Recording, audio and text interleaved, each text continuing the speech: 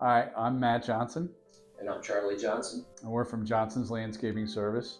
And today we're going to be talking about choosing the right material for your new patio.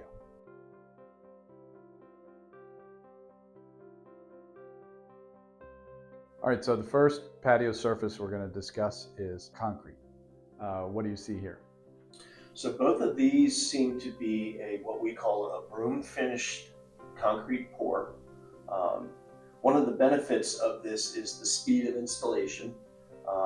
You excavate, you install your formwork, you put in your reinforcing wire, pour the concrete, and within the same day you have a broom finished patio driveway. Um, so there are a lot of benefits to the speed of the installation and the overall cost of concrete. And in addition to the finished concrete, there's also, we don't have a picture of it, but stamped concrete. Can you talk about what that is? Stamped concrete is just a much higher end version of concrete. They're able to actually put formwork on top, and they install dye in the mix and below the formwork themselves, and they can press that into the wet concrete. And there are a lot of different versions of what that finish would look like. They can simulate stone, paver, whatever it might be, and it's still towards the lower end of the overall cost of a hardscape install. So whether you choose stamped concrete or your standard finished concrete, you still have some of the same issues that could crop up. Tell me what's happening here. Okay, there's two separate issues to the photos that we're looking at here. Let's start with this one. This is a problem with the finish of the concrete, and this is called spalling. This is basically where the top layer of what is essentially called the cream when you finish the concrete. This is delaminated from the rest of the body of the concrete. I'm sure you've seen this on city sidewalks and the like. This happens from salt applications, temperature changes, anything like that. Moisture getting underneath and flaking it off. So this is a potential problem with concrete. This is a significant issue, and this is one of the big drawbacks to concrete.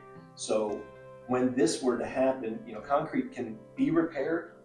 The issue that you would have is it will almost never be the same shade of what you're going to replace. It is replaceable, but this is one of the drawbacks to concrete. They're prone to heaving. A good example is we've had very high temperatures in the Washington area recently, and I'm sure that anybody walking on a city sidewalk has noticed that they will heave in high temperatures, and movement of concrete can create this issue. And when you replace the concrete, you have new concrete with the old concrete, and you can never really match that. Color-wise, yes, it's going to be very difficult. If you have extreme patience and you're planning on being in your house for the rest of your life, you may end up being able to time out the two slabs, coming back to the same color, but you will have a difference. And this is, essentially, and you can see that from this cover back here, this is a pool deck. So you don't want this, when your kids are running barefoot across your pool deck. Okay, another type of patio installation is with pavers. And here's an example of an installation that we did. Tell us what we're seeing here.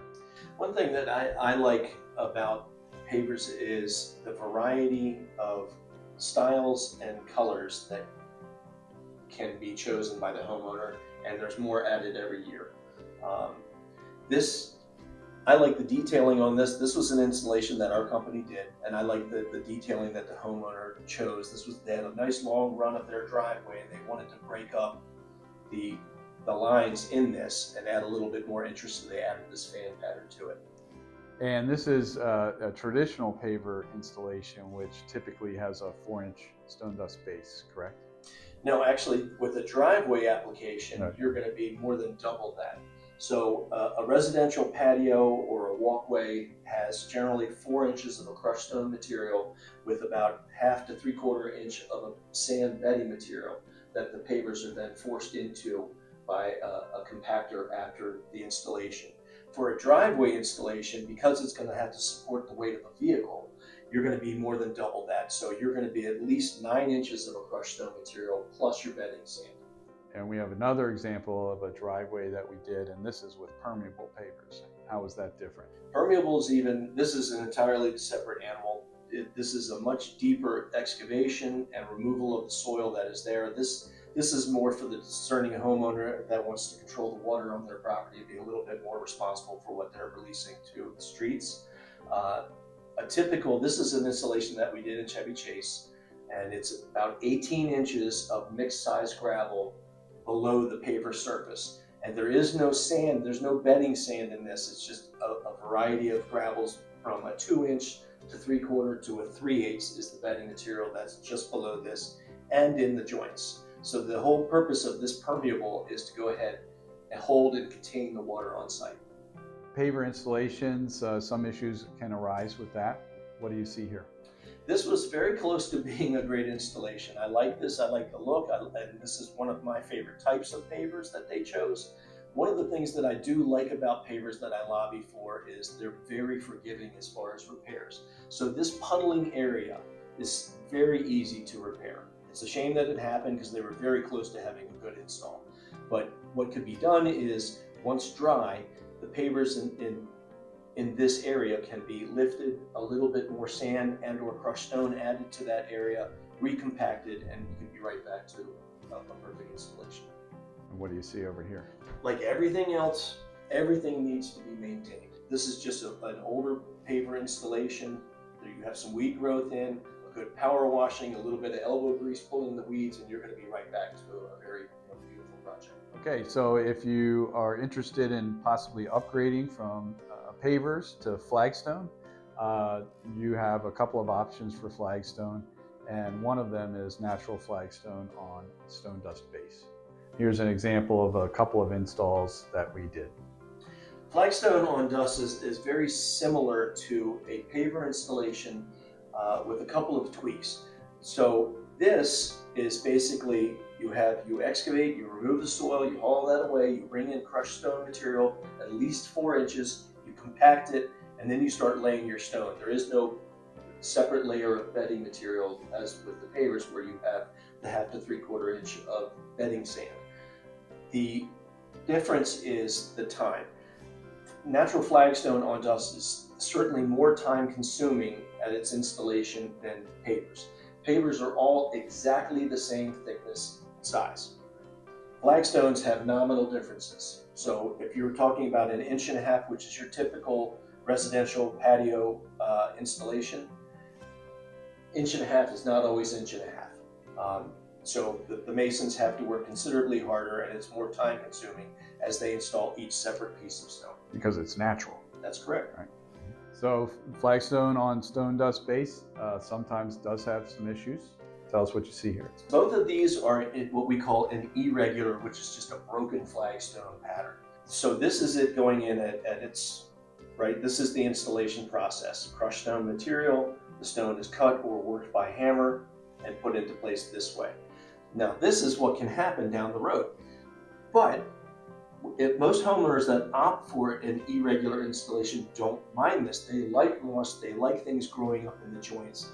Sometimes they even want it a little bit larger to allow for a little bit of turf, gravel, or whatever, a little bit more interest in this. This is a much more less formal, casual installation. I would call this a little bit more country.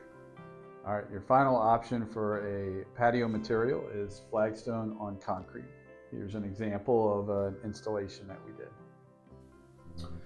This is an interesting picture because you have two different kinds of flagstone. This edge here at the step and around the porch here is what we call a thermal textured flagstone.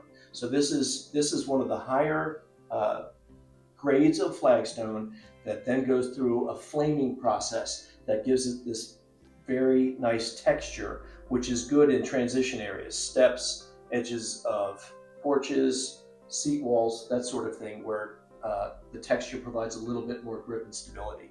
You can see that the texture changes as it goes from this step down to this landing here. This is what we call a natural cleft. So this is just how it comes from the quarry. They haven't done anything additional to it. And you can see that you also have a mixture of colors of hues. That's right as well. So you're a little bit more monochromatic with the thermal, right? Being that's their high grade flagstone before it goes through the thermal process.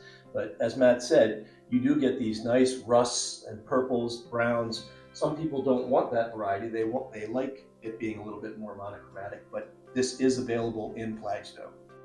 And so this is Flagstone on a concrete base, right? That's right. What is the benefits of that? The benefits of this is that the only maintenance that you would need to provide to this situation would be power washing, just to keep it clean, especially if you're under large shade trees. One thing I would caution homeowners is in this installation and in our area in the winters, don't use rock salt on your flagstone or your concrete surfaces. Find something that's as eco-friendly, pet-friendly. That's a lot easier. Over the past years, we've had a number of replacements where we have to go repair people's masonry projects that have used salt products on their walkways. It generally doesn't do anything to the stone, but it will eat the lime out of the mortar joints, and that can be an issue. Otherwise, this is the Cadillac of options. There really are very few issues and problems with this. The only drawback for me is its cost.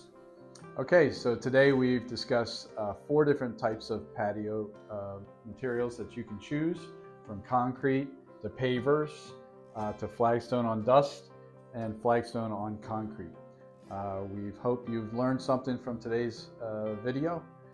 If you'd like more information, please take a look at our website, reach out to us by the phone number or email. Thank you.